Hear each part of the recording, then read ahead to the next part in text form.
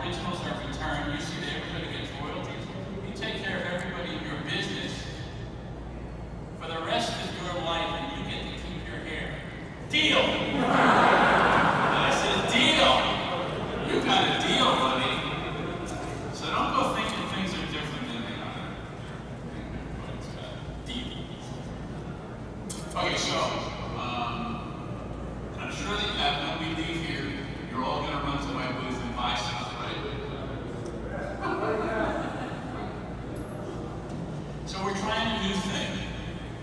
At the middle of our booth, we have this, it's a weird, kind of weird thing. We have books. You read them, I know. You come to the convention and buy swords and t-shirts and prints, and then tell everybody you haven't got any more of them on your wall with more prints. Oh, you bought a book. See that? It's a new thing, right? It's a new idea. Just when you come by the book, just try it. You know, because I understand we're trying to float. We're throwing, as they say in advertising, we're throwing it up against the wall to see what sticks. Try it, folks. It's in what? I know. I understand. You've never done it before. Okay, so we're here to talk about maybe the best story I can ever tell you. Best story I can ever tell you. In order to tell you about this story, I'm going to give you the people. You're right with me. Jerry Siegel and Joe Shuster, the guys who created our industry. Naked guys with lines drawn on their body and coloring between. Right? Superheroes. Right? Isn't that what they are? What do you think of drawing superheroes? They're just naked guys with lines on their body with coloring. So Jerry Siegel and Joe Shuster created that for us, okay? They worked for Jack Leibowitz. It's another character in our story. That's because he's loud, right? Close enough. Jack Leibowitz was the accountant who became the president of DC Comics. And he's the villain of this. I can say that with humor. Sort of the villain. Okay. He had a partner named Harry Donenfeld.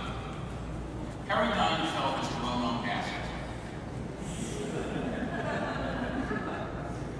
He wasn't like Jack Leibowitz, who stayed sober and was an accountant. And accountants, they take life seriously because, you know, they got to tally the sheets and all the rest of it. Harry Donenfeld was a jerk. And a salesman. You've run into salesmen before. They drink, they smoke, they tell stories, they tell dirty jokes. And they run to the lobby of hotels yelling that they are supermen. With capes on their shoulders. That's Harry Donenfeld. That's what he did. That's what Jerry Siegel and Joe Shuster told me. He ran through the hotel lobbies yelling that he was Superman. Try to imagine. Where he was. Okay. I never knew Harry Donenfeld. Apparently he left DC Comics before I ever got there and went to Florida to sell boats. I didn't know. But he was the partner of Jack Leibowitz. Steve Ross was the president of Warner Communications while I was doing DC Comics, and the company got sold to Warner. So the head of the company was Steve Ross.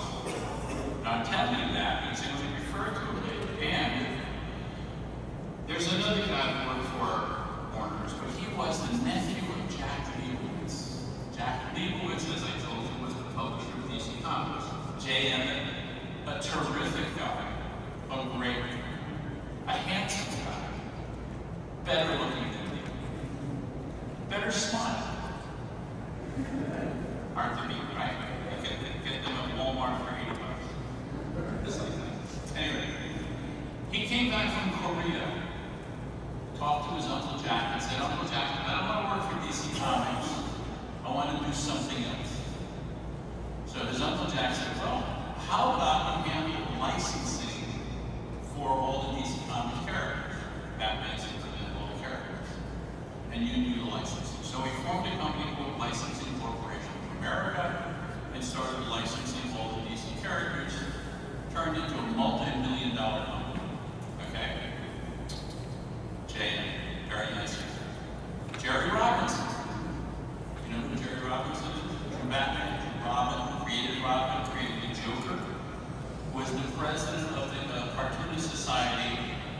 that time was the past president of the Cartoonist Society. Okay, so that's our cast of characters, and now I'm going to tell you the story. I'm working in my own studio. I'm not at DC Comics. I get a letter from Jerry Siegel, the writer of Superman. It was a 9-page letter. It was made of fire. It was vitriolic. We all know vitriolic because we read comic books, right? He hated the stuff that had happened to him and Joe. They had sued DC Comics because DC Comics had taken Superboy and turned it into a character after he had presented it as a character, and they said, and they laughed at him, okay? Then he went off to fight in World War II, but of course doesn't account for work or whatever. And when he came back, Superboy was a character. Screwed him. This is Jerry Siegel and Joe Shuster, who at 17 years old created Superman in Cleveland, Ohio. 2 little Jewish kids in Cleveland, Ohio. I didn't even know they had Jewish kids in Cleveland, Ohio.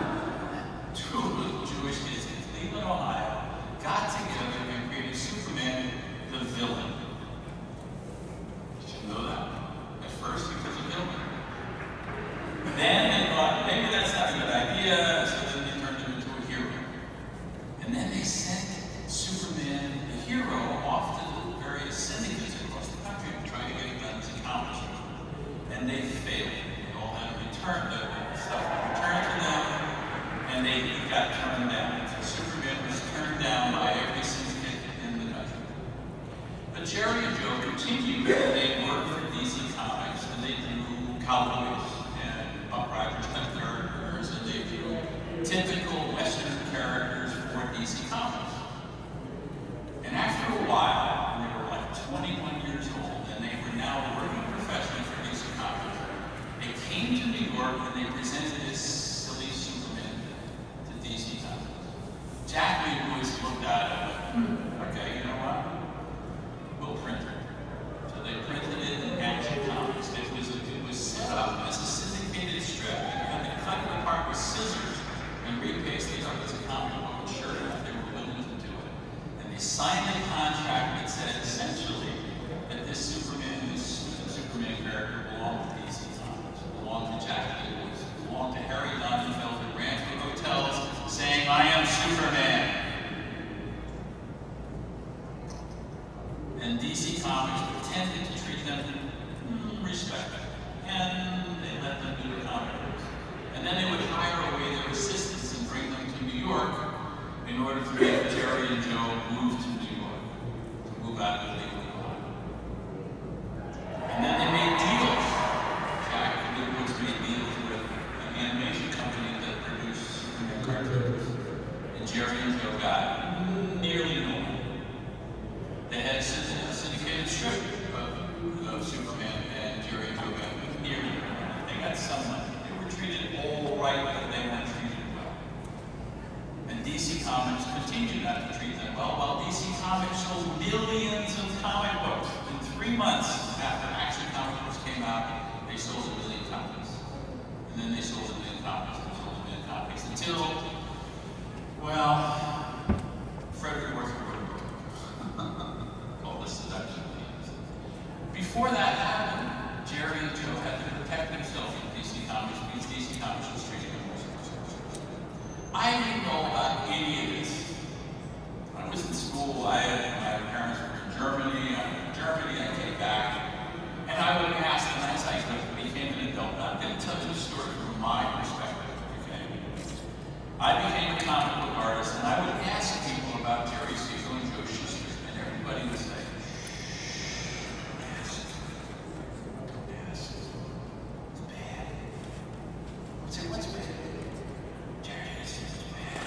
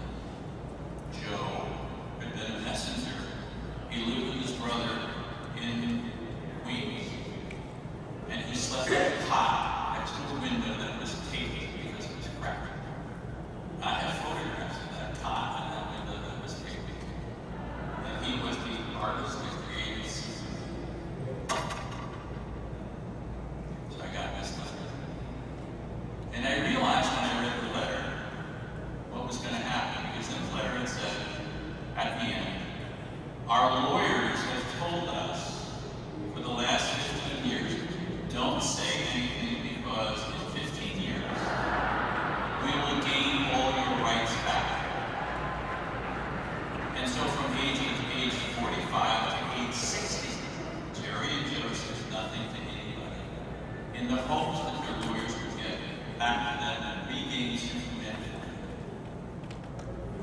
And then they got close to 60 years old, they started calling the lawyers. And the lawyers didn't answer the phones and ignored them. And now Jerry was writing this letter to get help. And it went to the Washington Post, and they wrote an article, and then the article was passed on to the New York Times. And I held this letter, and I realized what was going to happen. You know what was going to happen? Nothing. Nothing was going to happen. It would sink into history and be gone. So I was standing in my studio, and I said to the various people in my studio, I want you guys to know something. This studio continuity is going to fight for Jerry Siegel and Joe Shuster. And we are going to bring them out of this pit. And we're going to help them, and they're going to have a living that's going to come from DC Comics and Warner's. Or we will continue to do this until it happens. And anybody that wants to help me can help me, and anybody that doesn't want to help me doesn't have to help me. Don't worry about it. People in the studio volunteered to help. I called Jerry, and I said, Jerry, I don't know if you know who I am, but I draw for DC Comics. I would like to help you, not as a lawyer, because obviously as a lawyer said deserve it. I would help you, and I would help promote and all this stuff. And Jerry said yes. I said, you have to write me a letter. He wrote me a letter that said I could do this. And then he had Joe contact me, so I could represent these guys not as a lawyer. So from that point on, that's the way they did it. Jerry was invited to New York by a news agency. He came to New York with his wife, stayed in a hotel. Joe lived in Queens, would get into a cab. I would pay his cab fare to come into New York. And he was so blind that he would hit his head on the cab every time he got into a cab. So I put my hand on the cab so he'd hit his head on the hand. Then he'd get into the cab. Every time we got into a cab. And I took him around to the news agencies. I took him around to the TV shows. I took him around to the old Tonight Show with Tom Snyder. I took him to other TV shows and kept the question alive, which drove Warner's crazy. So I called Warner's and I went to talk to Steve Ross, who was the president of Warner's. Steve Ross didn't want to talk to me. So he put one of his vice presidents on the phone. Which vice president? Well, Warner's had bought DC Comics, but he had also bought the Licensing Corporation of America. And Jay Emmett was the president. So Jay Emmett, nephew of Jack Lewis, was now vice president of Warner's. So Steve Ross had Jay Emmett call me as his representative. Hello, Neil, you remember me? I remember you, Jay. You're Jack Lewis' nephew. Well, I'm going to talk to you and negotiate with you about Jerry Siegel and Joe Shuster. Are you guys ready to pay me something? Well, no. I think you ought to. Because I'm representing them and you're getting out there and telling people the story more and more. And you know, the company really, you can pay them as much as you would pay two secretaries, two good secretaries, and they'll be happy. That's all you have to do. Well, we talk about it. I talked to him every day for a month and a half, going on 2 months, every day. What's going on? Who are we going to see? We're going to be on the Tonight Show. I took him to television shows, I took him to all the radio shows, I took him everywhere, but Jerry, unfortunately, didn't leave home. And he couldn't take it. And Joe was legally blind. So while I was doing this, I would talk to the boys. I called them the boys, they were 60 years old. I talked to the boys, and I asked them, what happened? And they told me stories. How Donenfeld would run through the Hollywood Hotel saying I was Superman. How they would go to Madison Square Garden while they were raising money for the war effort for bonds, to buy bonds. And Jack Lewis and Donenfeld would go up on stage and volunteer $200,000 for the war effort. And Jerry Siegel and Joe Shuster had to sit up in the cheap seats and watch this happen.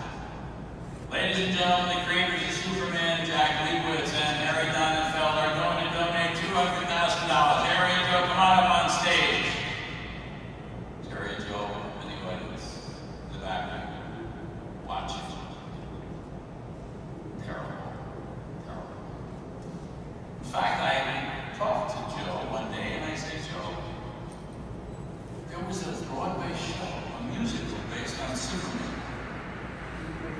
ever see that show? I mean, did you ever see that show with Joseph?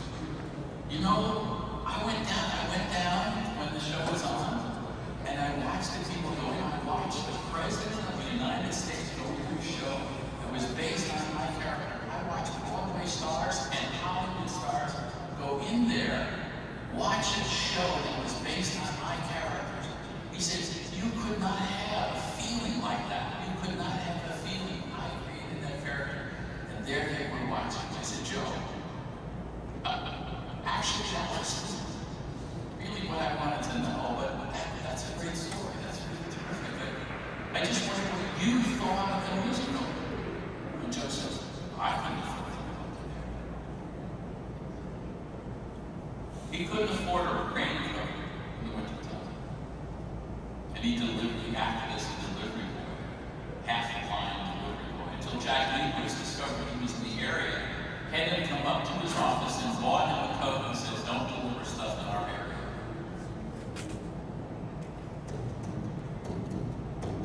Boom, boom, boom. So, I kept pushing.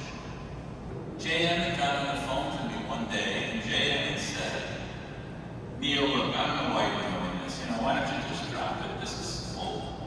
You know, I want to tell you what's going on here at Warner's. We're thinking of selling the characters and selling the company, selling DC Comics, and just handling the licensing. We're going to sell it. It's not going to be worth anything. We're losing $3 million a year. I said, Jay, do you think I don't know who you are? He said, what do you mean? I said, Jay, you're J.M. You came back from Korea. You went to see your uncle to get work, and he let you license DC characters. Superman, Batman, all those characters.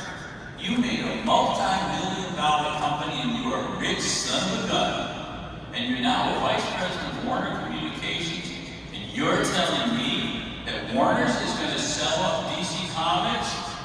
There will be a cold day in hell when Warner sells off DC Comics, and you know it more than anybody else in the world. Jay says, okay, let's talk about something else.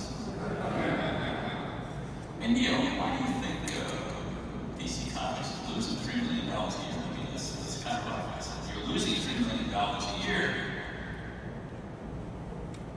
because you hired semi-literate comic book artist to be your publisher, who smokes cigars and drinks with you guys and tells you funny sexy stories, but couldn't read a spreadsheet, doesn't know what he's doing. You wonder why you're losing $3 million a year? Why don't you get a publisher who can read a spreadsheet? That ended that conversation. Anyway, so we finally, I was running out my string, and Jerry had to get back to California, and Joe was banging his head one too many times on my hand. And I decided to call Jerry Robinson, who's the past president. Jerry Robinson, I don't know if you remember, past president of the Cartoonist Society. And I said, Jerry, you know anything about what's going on with me and Jerry and Joe? He was going on for 2 months. He said, yeah, I've been following him. He said, do you think the Cartoonist Society will do anything about it? And he said, well, we can call a meeting. So we called a meeting. Called a meeting at the Allied Temple. You know that triangular building that they have in Times Square where the wall goes down? That used to be called the Allied Temple. And they had a meeting in that building, the Cartoonist Society, the executive board of the Cartoonist Society. Whoa, executive board. So I went up to the executive board, and I went to the floor, and they took my coat as I went in, and it was a big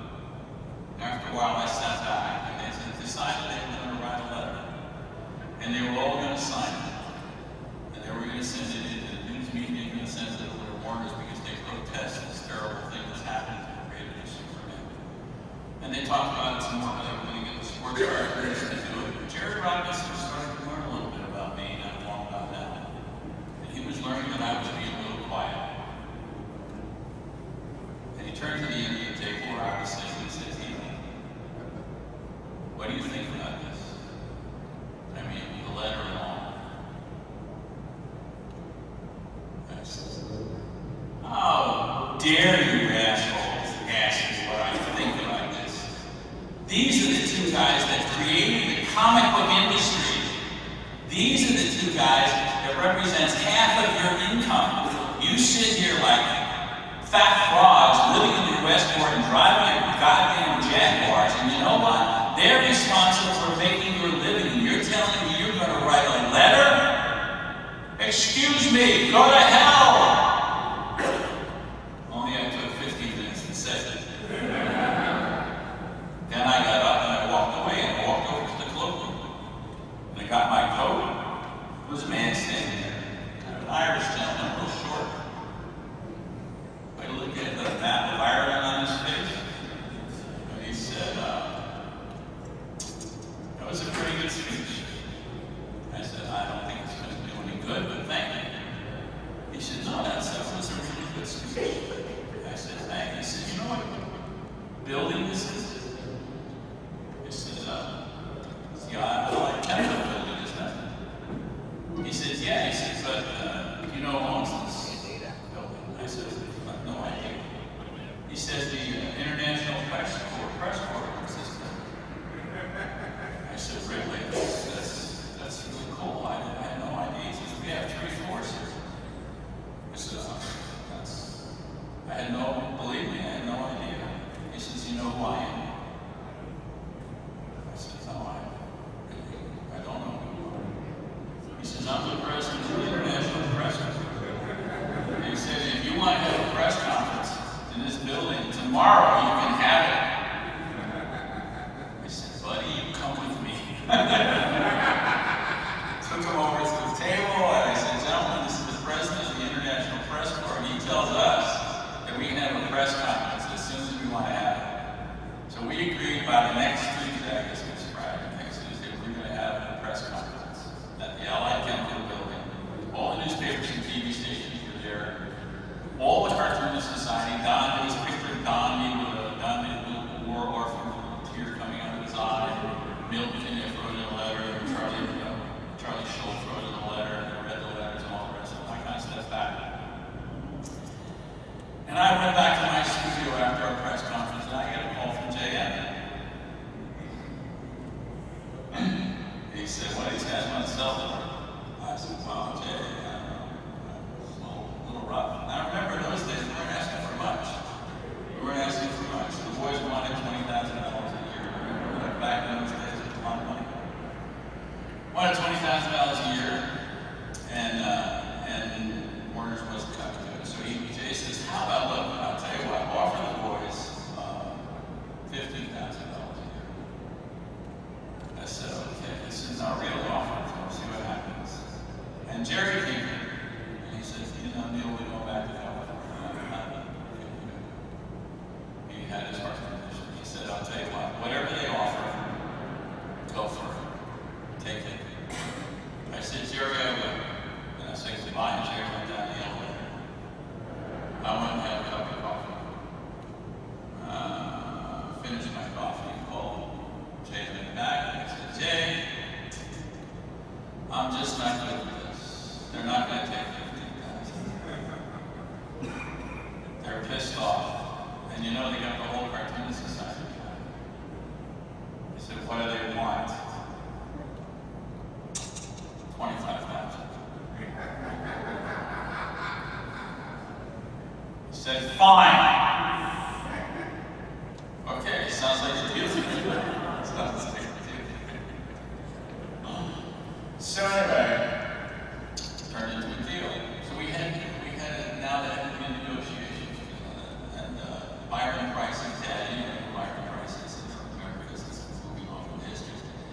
Lawyer helped us out, and so we had this meeting at Byron's dad's office, and Jerry was on there, was there by phone, and I basically kept Jerry away because I didn't want Jerry to give up anymore.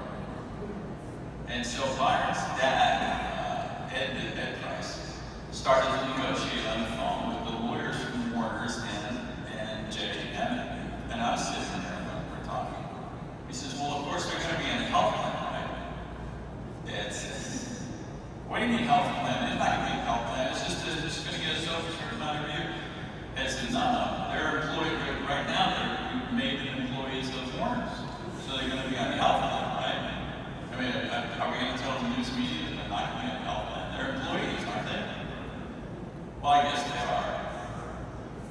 Well, and a retirement plan, right? So Ed's pushing buttons, right? So I go quiet. Just let Ed handle it. He's pushing the buttons, he pushes the buttons. Deals gets better, you know. So finally, JM on the phone hears my silence. It's funny how people do that. And he says, Neil, is there a problem? I notice you're not saying anything. I said, well, you know, you took Jerry Siegel-Josh's names off the strip. I think it should be back on. No, that represents, no, that's like, that's too much. The lawyers jumped in, and no, they can claim, they can't claim anything. It's a name. It'll cost you $1 to make a photostat of their name and stick it on, and that's it. You're writing a contract. You can tell them to fry in hell in your contract, but put their name on the strip. Well, I don't know. Jay says there, if I says, Dale, this is a deal breaker. I just sent Jerry back to California with his heart problem. And Joe was in Queens. Jerry told me that whatever they say, take it. And I said, no, it's not a deal breaker. He says, fine, let's move on.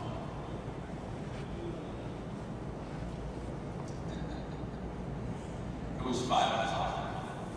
About 5 o'clock. I went back to my studio. Every reporter in town called me every day to find out what was going on. Reporter calls, I go back to the studio. Says, what's going on? What's going on, Neil? You know what the hell is going on? I said, well, we're making a deal. We made the deal. We went over the details. Everything was fine. I said, it's almost perfect. Being a reporter, somehow he heard the word almost. He said, what do you mean, almost? I said, well, they agreed to everything, but I brought up the questions about putting Jerry and Joe's name back in the script, and they said no. I mean, that's really horrible. I mean, when you think about it, that's really their legacy. I mean, that's really what they are, is their name on the script. So it's pretty terrible. I said, look, it's 5:30. I mean, what's going to happen? I said, there's nothing I can do about it. You know, Jerry's got a heart problem, Joe's legally blind, and this really sucks. It really sucks. Basically, they're paying them off. It's the worst thing in the world, but there you go. I can't say anything. I'll talk to you. Next phone call, same thing. What's going on? Everything's almost perfect. Almost. So I finished my phone calls for today, and I called Jerry Robinson today. I said, Jerry, hi, how you doing? You finished? Blah, blah. I said, Jerry, I'm going to disappear. He said, what do you mean? I said, I'm going to disappear off the face of the earth. He said, what are you talking about? I said, Jerry, I just told all the reporters in New York that the guys are going to have their signatures on the street. Tomorrow morning, they're going to be looking for me. Not just the reporters, but JM too. That I am going to be gone off the face of the earth. Seriously? I said, look, I was invited to a comic book convention in Florida. I'm going to go to the comic book convention. I'm not telling anybody. I'm telling everybody in the studio they don't know where I am. I'm going to Florida, where Jack Kirby is reading, and cast and Star Trek are waiting in a hotel, and I'm going to go to a convention with my kids, and we're going to have a great time. He says, what's going to happen when you start calling? I said, I guess you're going to have to handle the phone calls, Jerry. He said, good.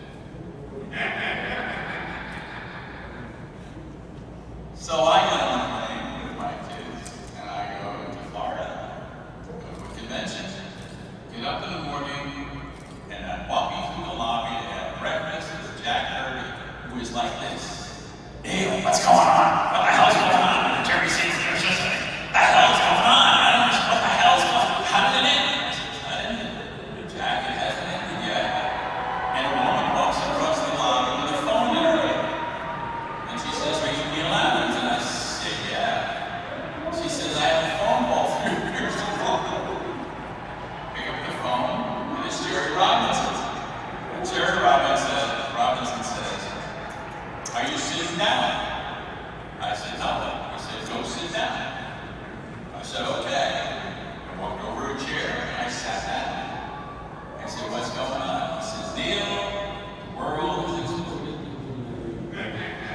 I had just had 10 phone calls from Jay Emmett screaming at me, where the hell is Neil Adams? What the hell is going on? I'm getting calls from every reporter in the city. They want to know why. Jerry sees and Joe Shuster's names aren't going back on the comic book. They don't understand what the hell is going on. I gotta talk to Neil, and he's gone. I called the studio, and he's not there. He's disappeared off the face of the earth. Gee, I'm sorry, Jay. I don't know where he is. What's the problem? I don't know. They want his name back. You have to help me, Jerry. You have to help me. You have to help me on this, Jay. We have to have answers for these people. Jerry said, you know, I am probably the worst person in the world you could have called today. Do you understand that I am the past president of the Cartoonist Society? That I represent all the guys that have syndicated strips and all the comic strips in America. And we all have our name on the strip. And the last thing we would ever give up is having our name on the strip. And you're calling me to help you? I am the worst person you could possibly call.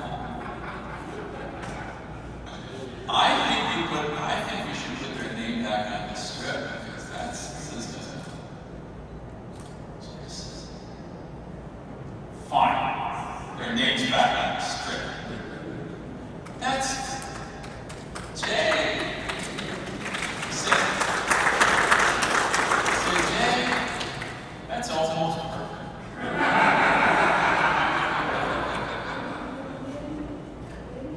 What do you mean almost?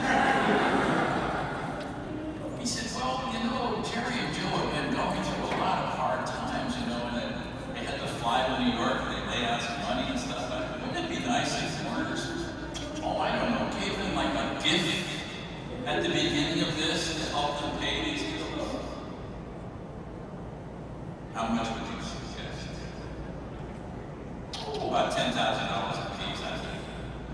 Fine! How's that? Well, that's perfect. So they made an agreement to go ahead and take their church. And I went back to into the lobby where Jack was, and I had to tell Jack the whole story, which I did. He laughed like a jackass. So anyway, that's my Jerry sees the Yoshi story. If anybody has any questions, go ahead. How many of you people agree with me that he should write this down? I probably will. No, there's bound to be. He's got it. I think I'm the only one.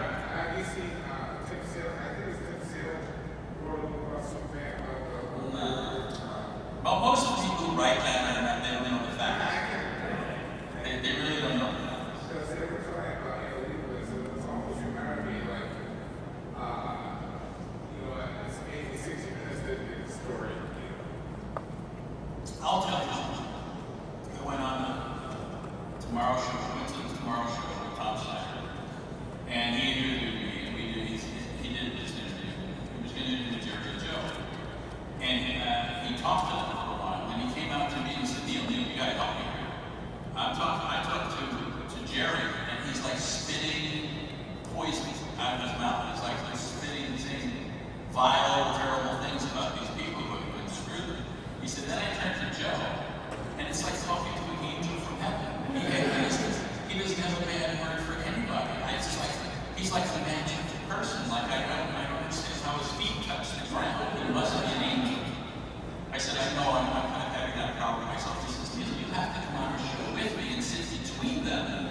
because it's like, horror and benevolence. I need somebody to moderate this and to tell the story with. So I had to go on the show to, tell the story that wasn't, So I went on the show. Anyway, I talked to Snyder maybe 2 years later, and I said, I noticed, Tom, that you never reran that show. He said, I went into the vaults to get that show. It's gone. It disappeared. He said, we have every show we've ever recorded except for that show. Just saying. Any other questions? Yes.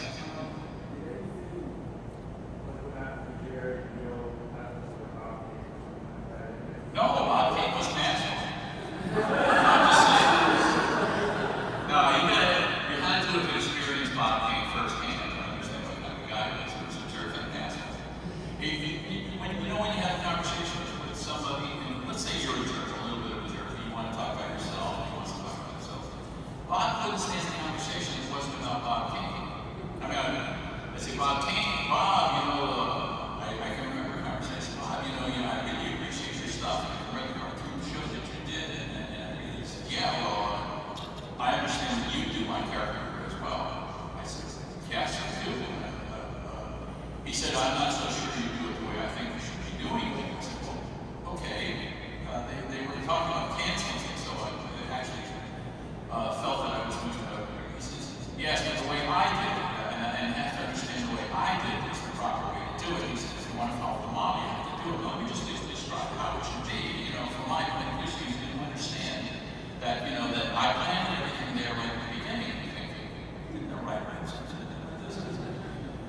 And the conversation kind of went like that, and it didn't go to you can talk about the method, you can talk about this, that, and the other. It was all about Bob Kane, and pretty soon your mind, you're going, asshole.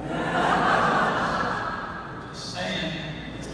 So not a great guy, And you know what? One of the things that Bob Kane did, he had parents, and they knew lawyers, and so when he did Batman, his parents contacted a lawyer. They went and wrote a contract, and he was taking care of the rest of his life by his character Batman, which here you go.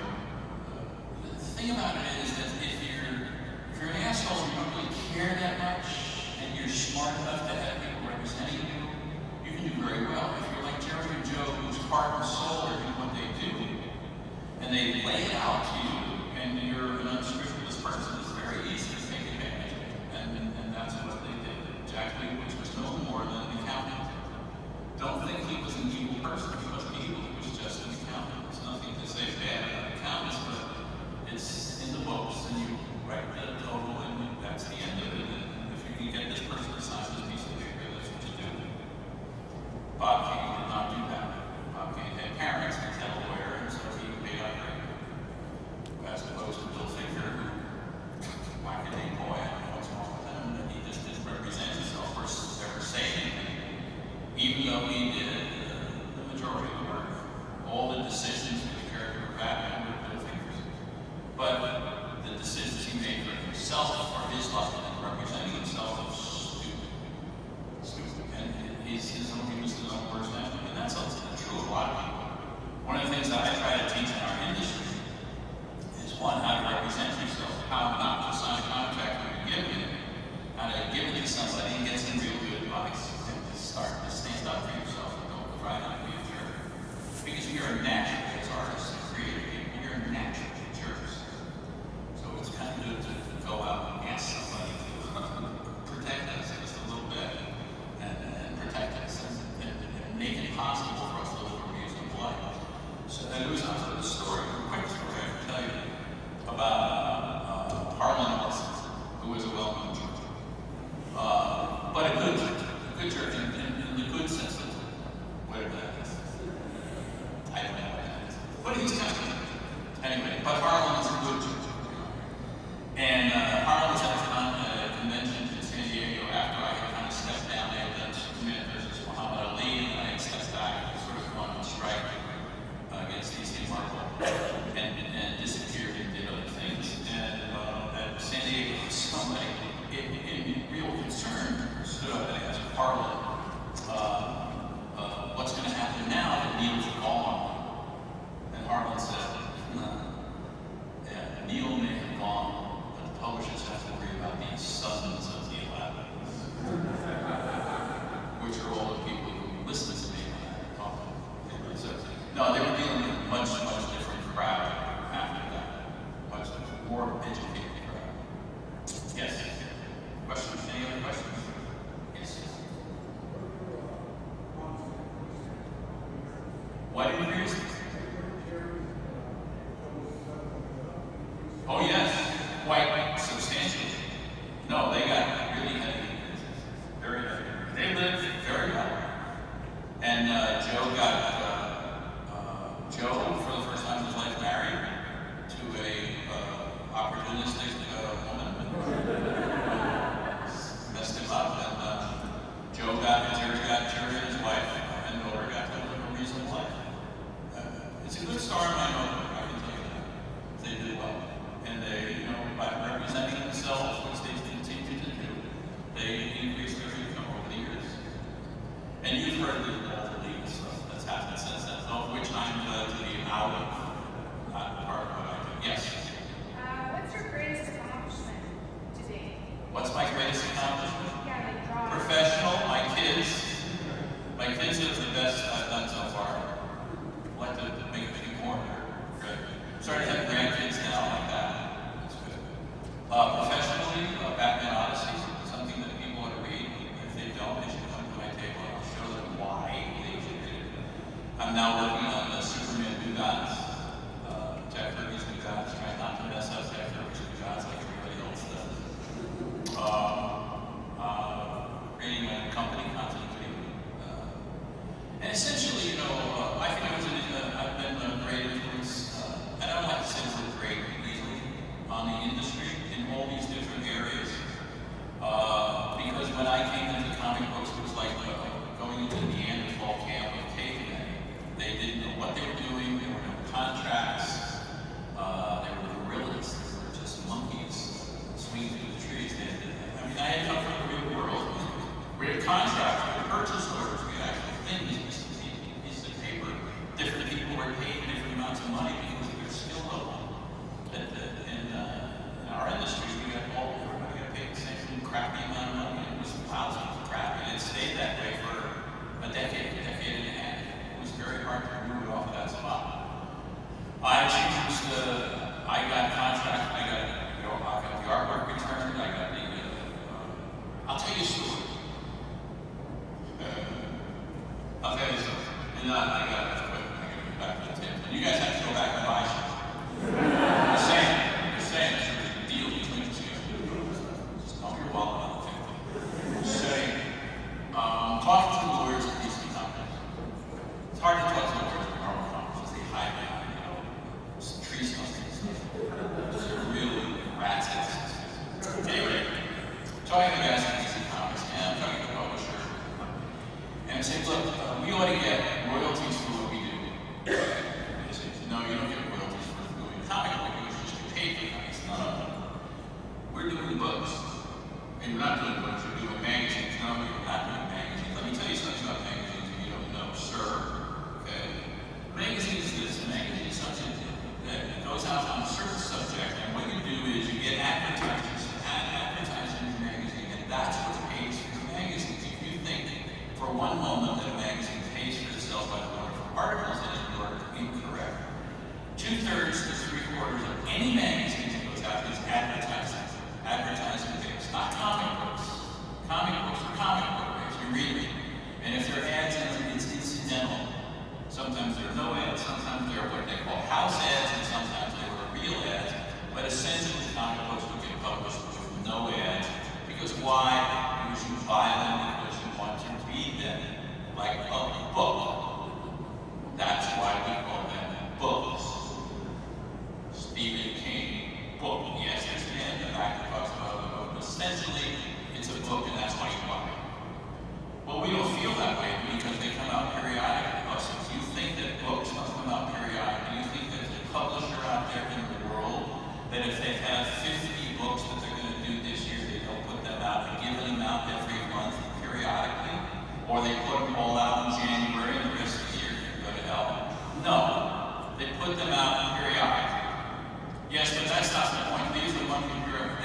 monthly and they may be periodically, but they're still books. You're doing books, and the books depend on the ability of the people doing the books to get their sales.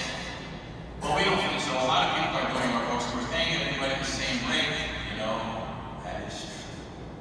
Because that's why we're assholes. But that's not the way it should be. You see, comic books are like books. Well, we feel our way and you feel yours. No, it's not like that. You feel your way, I'm right. You're wrong. You don't know what you're talking about. You're a bunch of lawyers. Okay? You've never published. You don't know anything about publishing, and you're wrong. Okay? Well, that's, we will just have to agree to disagree. No, we won't. No, we won't. We won't agree to disagree. Why? Let us take this premise, okay? How many books do you have to sell to break even? Well, it could be any number. No, it can't be any number. You're lawyers, but you don't know, so I'll ask the publishers. How many books do you have to sell to break even? Well, it could be as many as 100,000 copies. No, it's not 100,000 copies. What you do is you have one book that sells 100,000 copies, and it supports 2 other books, or 3 other books that sell 10,000 copies. And that's what's called break even. You support these other books, and that's why you're saying 10,000. The real number, by the way, is 33,000. Just tell me. Okay. So we have some idea of what break even is. Could be anywhere 30,000 to 100,000. Somewhere in there. Okay. I'm not going to argue with you. What if you have an artist and a writer who do a book for you, and they sell 1 million copies? Whoa. Do they deserve a royalty? Well, sure, if they sell 1 million copies. Excuse me, then I just won the argument, and you just lost. You just agreed that there is a number at which they should get royalties. That's all I'm saying. Pick the number. I don't care what it is. 35,000, 70,000, 100,000, 1 million. Make it 1 million. And then pay royalties. Wouldn't you do